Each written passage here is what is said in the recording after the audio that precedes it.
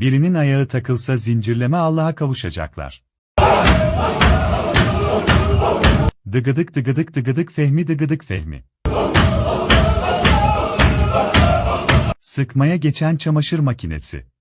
Akşam yemekten sonra kilo vermek isteyenler bu tarikata katılsınlar.